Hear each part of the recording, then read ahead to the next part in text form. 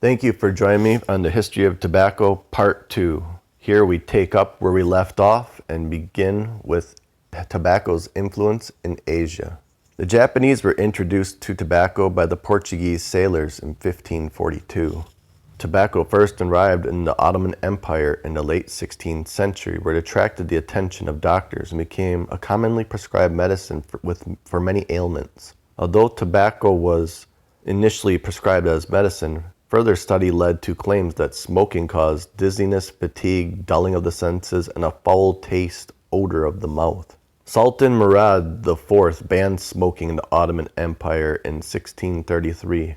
When the ban was lifted by his successor, Ibrahim the Mad, it was instead taxed. In 1682, Damascene jurist Abd al-Ghanani Abulasi declared, "Tobacco has now become extremely famous in all of the countries of Islam. People of all kinds have used it and devoted themselves to it. I have even seen young children of about 5 years applying themselves to it." In 1715, a Damascene townsman observed a number of women greater than men sitting along the bank of the Borada River. They were eating and drinking coffee and smoking tobacco just as the men were doing. Australia. Although Nicotiana savalens is native to Australia, tobacco smoking first reached that continent's shores when it was introduced to the northern dwelling indigenous communities by visiting Indonesian fishermen in the early 18th century.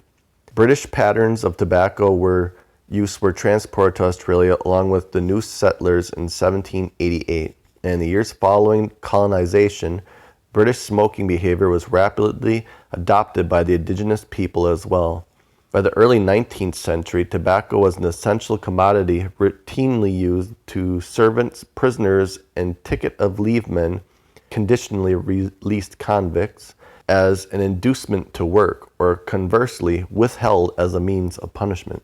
The United States. In the 13 colonies where gold and silver were scarce, tobacco was used as a currency to trade with Native Americans and sometimes for official purposes such as paying fines, taxes, and even marriage license fees. The demand and profitability of tobacco led to the shift in the colonies to a slave-based labor force, fueling the slave trade. Tobacco is a labor-intensive crop requiring much work for its cultivation, harvest, and curing.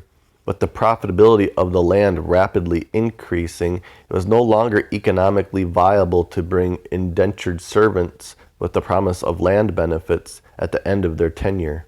By bringing African slaves instead, plantation owners acquired workers for long hours in the hot sun without paying them, providing only a bare subsistence to workers who could not leave or appeal to laws. The uncultivated Virginia soil was reportedly too rich for traditional European crops, especially cereals like barley. Tobacco broke down the fields and made food crops more productive by depleting the soil of nutrients. Tobacco's impact on early American history. The cultivation of tobacco in America led to many changes. During the 1700s, tobacco was a very lucrative crop due to its high demand in Europe. The climate of the Chesapeake area in America lent itself to very nicely into cultivation of tobacco. The high European demand for tobacco led to a rise in the value of tobacco. The rise of tobacco accelerated the economic growth in America.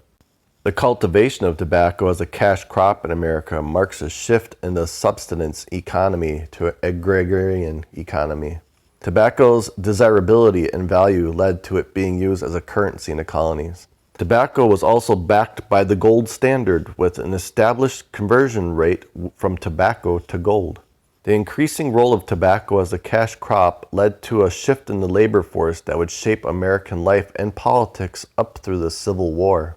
In order to keep up with demand, tobacco plantation owners had to abandon the traditional practice of indentured servitude in the Americas. In order to pursue maximum profits, plantation owners turned to slavery to support them with cheap fungible labor they needed to help keep up with increasing production. Early cultivation of tobacco. In the first few years tobacco cultivation in the colonies, the plants were simply covered by hay and left in the field to cure or sweat. This method was abandoned after 1618 when regulations prohibited the use of valuable potential animal food for such purposes. It was also abandoned because a better method of curing tobacco had been developed. In this new method, the wilted leaves were hung on lines or sticks, at first outside of fenced rails. Tobacco barns for housing the crop were in use by the 1620s.